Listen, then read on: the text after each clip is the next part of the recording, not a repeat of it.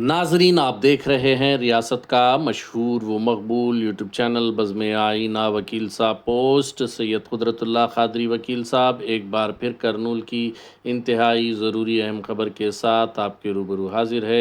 ख़बर इस बार माह रमज़ानुल मुबारक को लेकर है। जैसे ही माह रमज़ानुल मुबारक आता है तो दावत इफ़्तार ज़ोर पकड़ने लगती है। तो अब करनूल में दावत इफ़्तारों का आगाज़ हो चुका है। इस मौके पर मिनिस्टर टी.जी. भरत ने शहर करनूल से मुताल्लिक़ 3 तारीख़ी मसाजिदों में मुनक़्क़िदा दावत इफ़्तार में शिरकत करने वाले मसाजिद में रोज़ा दरगाह मस्जिद, पुलिस लाइन मस्जिद, दरवेश क़ादरी मस्जिद में मुनक़्क़िदा दावत इफ़्तार में टी.जी. भरत मिनिस्टर ने शिरकत की। इस मौके पर उन्होंने रोज़दारों को अपने हाथों से खाना परोसा और उन्हें खिलाया। इस मौके पर टी.जी. भरत ने शहर करनूल की पुलिस लाइन मस्जिद और क़दीम शहर में वाक़ दरवेश क़ादरी मस्जिद में नए मीनारे जो तामीर किए गए हैं, उन मीनारों का इफ्तिताह भी अमल में लाया। इस मौके पर टी.जी. भरत ने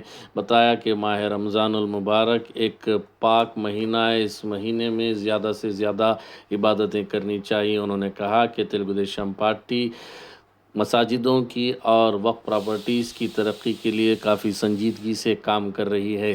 टी.जी. भरत ने बताया कि अगर शहर में किसी भी मस्जिद में कोई प्रॉब्लम हो, कोई मसला हो, तो उसे हल के लिए टी.जी. भरत और तेलुगु देशम पार्टी हमेशा तैयार है। उन्होंने कहा कि तेलुगु देशम पार्टी की जानिब से वक्फ प्रॉपर्टीज़ और मस्जिदों की तरक्की के लिए हमेशा संजीदगी से काम किया जाता है। आप देखिए ये ख़ुसूसी रिपोर्ट। सैयद कुदरतुल्लाह क़ादरी वकील साहब को दीजिए इजाज़त।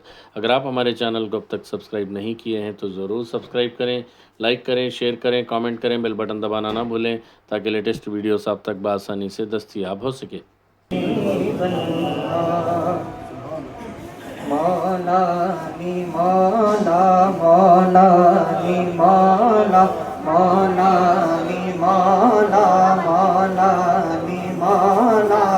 साथ मिलकर पढ़े मौला नी मौला मौला नी मौला मौला नी मौला मौला नी मौला मौला नी मौला मौला नी मौला मौला नी मौला मौला नी मौला मौला नी मौला मौला नी मौला मौला नी मौला। मन कुंतो मौला मन कुंतो मौला आका ने बोला है जिसके मौला है उसके मौला। मैं मर जाऊं तो मेरी कफन पे लिखना, मेरी कब्र पे लिखना मौला नी मौला मौला नी मौला मौला नी मौला मौला नी मौला।